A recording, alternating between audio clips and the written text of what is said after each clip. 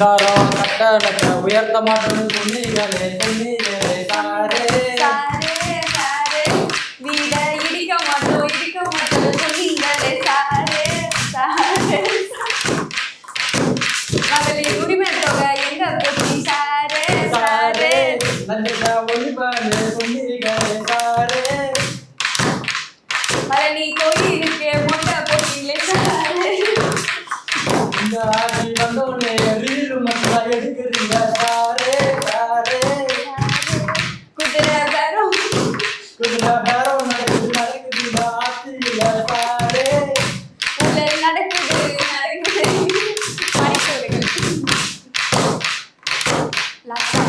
BJP எதிர்ப்புதானே எங்க போச்சு சாரே சாரே சொன்னீங்களே சாரே சாரே அப்படின்னு எல்லாத்தையும் சொன்னாங்க.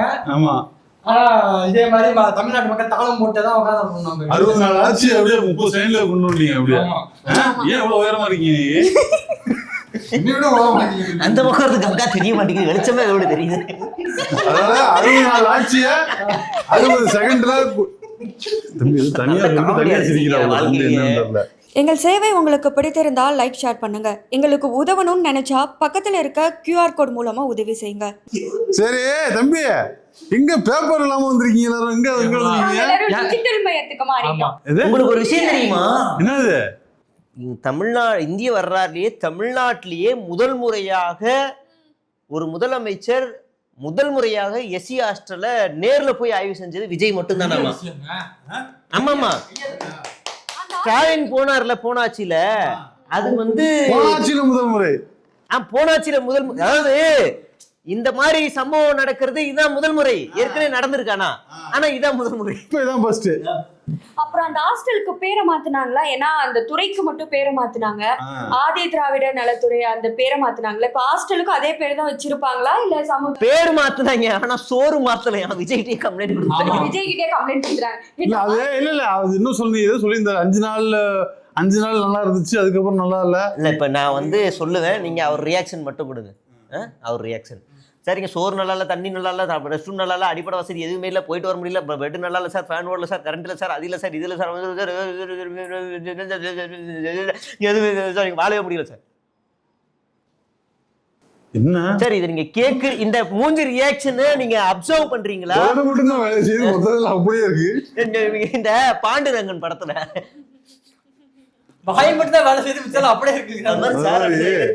தம்பி, அதுக்கு முன்னாடி எல்லாம் முக்கியமா பேப்பர் எங்கன்னு கேட்டேன், அதுக்கு பதில் இன்னும் வரல. இந்த ஆட்சியே பாத்தீங்கன்னா டிஜிட்டல்னாலதான் வின் பண்ணி வந்துச்சு. அதனால டிஜிட்டல்ல வச்சு ஒழிக்கிறதுன்னு சூப்பர்மா. இந்த பதிலை விட இந்த பதில் கொஞ்சம் கன்வின்சிங்கா இருக்குது. அப்புறம் முக்கியமான விஷயம், இது எல்லாத்தையும் விட ரொம்ப முக்கியமான விஷயம் இருக்குது. தமிழ்நாடுன்னு பேரறிஞர் அண்ணா அவர்கள் பேர் வச்ச நாள் இன்னைக்கு. அதனால நம்ம அதுக்காக அவருக்காக தமிழ்நாடு நாள். அதாமா ரொம்ப கஷ்டப்பட்டு உசுரை கொடுத்து அவர் தன்னோட பலத்தை எல்லாம் நிறுவி அந்த பேரை கொண்டு வரது ரொம்ப கஷ்டப்பட்டாரு. நம்மால சீக்கிரமா அதை காலி பண்ணி தமிழகம் மாற்றத்துல தமிழகம்னு மாத்தி விட்டாப்புல. ஏதாவது ஒரு அவரோட கட்சி பேர்லயோ ஏதோ ஒன்று வச்சா அதுலேயே தமிழகம் தான் வைக்கிறாப்புல. தமிழ்நாடுங்கிற பேருக்கான அந்த கேட்டா அண்ணா கொள்கை தலைவர் பாப்புல, பெரியார் கொள்கை தலைவர் பாப்புல. இத பிஜேபி அரசு ஒன்றிய அரசே இந்திய அரசு அப்படின்னு சொல்லுவாரு. அதனால அண்ணாவுக்கு செய்யற மிகப்பெரிய துரோகம் தமிழகம் தமிழகம் அப்படின்னு உச்சரிக்கிறது அண்ணாவுக்கு செய்யற மிகப்பெரிய துரோகம் என்று கரெக்டா இருக்கேன்னு பார்த்தேன். துரோகம் என்று திட்டவட்டமாக சொல்லுகிறேன். அடுத்து முக்கியமான விஷயம், எங்க கருப்பசாமி இவர் எங்க கருப்பசாமி, அதெல்லாம் பழைய பாட்டு. கருப்பனே அதுக்கு முன்னாடி இந்த பிஜிஎம்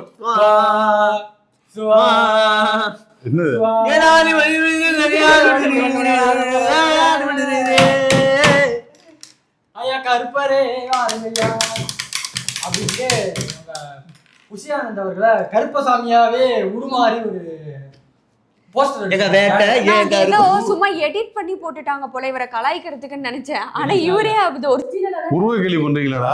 உருவை கேள்வி இல்லைங்க. உழைச்சு கொடுத்து இந்த ஒரு நிமிஷம் உருவை கேள்வியா இல்லைன்னு நான் காட்டுறேன். என்னது, யாரு பண்ணது, எதுக்கு பண்ணது? பார்த்துட்டு பேசுனேன். இல்லைண்ணே, இப்ப கருப்பசாமியை வர வைக்கணும் அப்படின்னா அந்த படத்துல வந்து நல்ல மிளகாவை, சிகப்பு மிளகாவை அரைச்சு மூஞ்சில அப்படி இப்படி எடுத்தா கருப்பசாமி கோபம் வருவாரு. இப்ப நம்ம குசியானதுக்கு அந்த மாதிரி தான் செய்வாங்க. ஏங்க இவர் வந்து அவர் ஃப்ரெண்டோட வழியை வந்து இது பண்றாங்க. பாண்டிச்சேரியில வந்து ரங்கசாமி அவர்களை என்னென்னமோ மாதிரிலாம் போஸ்ட் அடிச்சு ஒட்டுவாங்க. அதே மாதிரி இங்கேயும் கொண்டு வராங்க. நல்லா பாராட்டிருக்காங்க ஒரு பக்கம், இன்னொரு பக்கம் ரொம்ப பண்ணிருக்க போது. மாவட்ட நீதிமன்றங்களில் அரசு வழக்கறிஞர் நியமனத்தில் முறைகேடு நடந்ததாக அமைச்சர் ஆனந்த் மீது வழக்கு தொடர்ந்த ஞான சௌந்தரி தமிழக வெற்றி கழகத்தில் இருந்து நீக்கம். அதாவது கட்சிக்குள்ள இருந்துகிட்டே அவங்க புசி ஆனந்த் மேலேயே கேஸ் போடுறான்.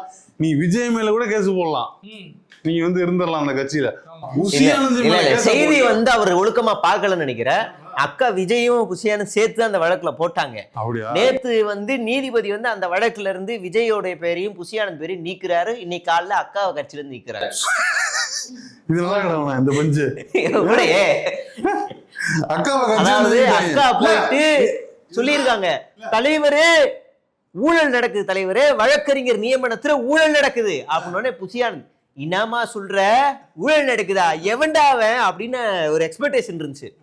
எவனோ ஒருத்தன் காசு வாங்க போறான்னு அவங்ககிட்ட அவனை போய் நடவடிக்கை எடுப்பாங்கன்னா கம்ப்ளைண்ட் தரே நீ நடக்கிறது. ஜனநாயகம் இதுதான். ஜனநாயகம் இது இல்ல, 23ஆம் தேதி வருது. அது ஜனநாயகம். எடிட்ல தூக்கிடுங்க. ஜனநாயகம் தம்பி, இது ஜனநாயகம். இந்ததுக்கு வேற வேற, மருதநாயகன் வேற. இதெல்லாம் விளக்கம் கொடுக்க வேண்டிய அவசியம். சீக்கிரம் வந்து சொல்லியிருக்காரு, ஜனநாயகனை கொண்டாட உத்தரவு. முதல்வர் நடித்த கடைசி திரைப்படம் என்பதால் தங்களது பகுதிகளில் உள்ள தப்பு டெய்லி நடிச்சுதானே. இது நல்ல காமெடி, அதுல சிரிச்சவங்க லைக் போடுங்க. திரையில நடிக்கிறது வேற, தரையில நடிக்கிறது வேற. இப்ப பண்ணிட்டு திரைப்படம், இது திரைப்படம். வரைபடம் எப்போ?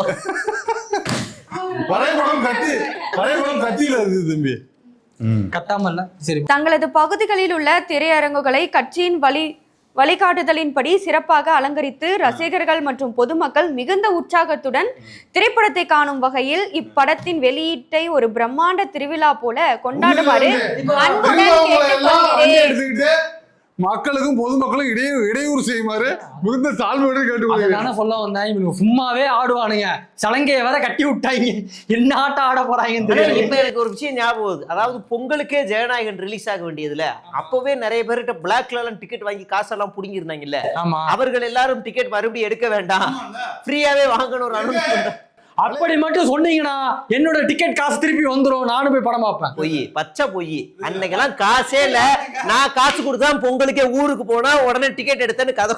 எங்கள் சேவை உங்களுக்கு பிடித்திருந்தால் லைக் ஷேர் பண்ணுங்க. எங்களுக்கு உதவணும்னு நினைச்சா பக்கத்துல இருக்க QR கோட் மூலமா உதவி செய்யுங்க.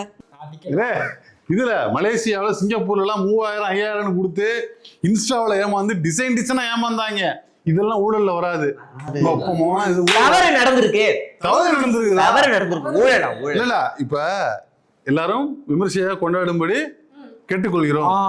எத்தனை பேனர் கட்டுன்னு எத்தனை உசுறு போகுதுன்னு தெரியல. நான் பேனர் வைக்க போறேன்னு எவன் கரண்ட் கம்பியில மாட்டி அடிபட போறான்னு தெரியல. ஹெல்மெட் போடாம ஒரு சீன் பார்த்தேன். ஒரு துரு பிடிச்ச ராடு. அந்த கம்பெனிக்குள்ள பல வருஷமா ஆளுங்களே போயிருக்க மாட்டாங்க, ஏதோ மர்டர் பண்றதுக்காக தான் கூட்டு போயிருக்காங்க அப்படின்னு நினைக்கிறேன். அப்போ அதுக்குள்ள வராப்புல ஹீரோ மர்டர் பண்ண போறாங்க போல. அந்த இதுல கிளைமேக்ஸ் சண்டையா இருக்கும்னு நினைக்கிறேன். ஒரு துரு பிடிச்ச ராடை எடுத்து அது எத்தனை இந்திக்காரன் பார்க்க துப்புடானோ மிதிச்சானோ என்ன கருமன்னு தெரியாது. கம்பெனினால அவங்க தான் பாதிப்பு இருப்பாங்க. எடுத்து நக்கிட்டு வராரு. ஏங்க அதெல்லாம் வந்து ஒரு மாஸ் எலகன்ங்க, படத்தோட பார்க்கும்போது அது ஒத்து போவோம்.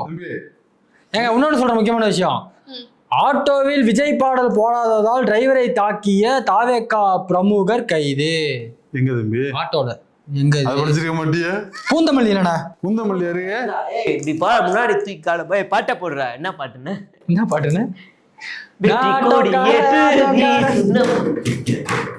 அவர் ஆட்டோக்காரன் பாட்டை போட்டிருப்பாரு. நீ எப்படி அவர் பாட்டை போடலாம் அப்படின்ட்டு. அடுத்து இந்த அரசியல்வாதிகள் யாரு நல்லா பாட்டு பாடுவா? அரசியல்வாதிகள்ல வந்து அண்ணனை தாண்டி யாரா ஜெயக்குமார் பாட மாட்டாரா? எனக்கு ஒரு மகன் பிறப்பா. அவர் எம்ஜிஆர் பாட்டு எவ்வளவு பாடி இருக்காரு. நான் பார்த்ததிலே ரோட்டுல தான் ஹொய்யா மெயின் ரோட்டுல தான் ஹொய்யா அப்படிலாம் பாட்டு போடுவாருங்க. ஏங்க அப்படின்னு பாட்டு இருக்குங்க, நல்லா இருக்குங்க அந்த பாட்டு. பிள்ளைக்கு தந்தை ஒருவன். எத்தனையோ பாட்டு எங்கன்னு ஜெயக்குமார் பாடுவார். இல்ல சீமானோட ஃபெமிலியர் பாட்டுன்னு இது. வட்ட வட்ட பாறையிலே மனதிலே இடையிலே வந்தவளே உங்க ரசிகர்கள் வந்துட்டு நீங்க பாடினாதான் கமெண்ட்ல நல்லா தெரிக்க விட்டுறாங்க கமெண்ட். நம்ம பசங்க நல்லா பாடுறாங்க. நான் வந்து ரோசா பூ இது தேவால வராது, காப்பிரைட்ஸ் அடிச்சிருவாங்க. எஸ் ராஜகுமார் பரவாயில்ல கிடையாது. எம்பேரே உம்பேரே சொல்லும் ரோசா பூ மனசெல்லாம் பந்தலி. என்ன புரியல?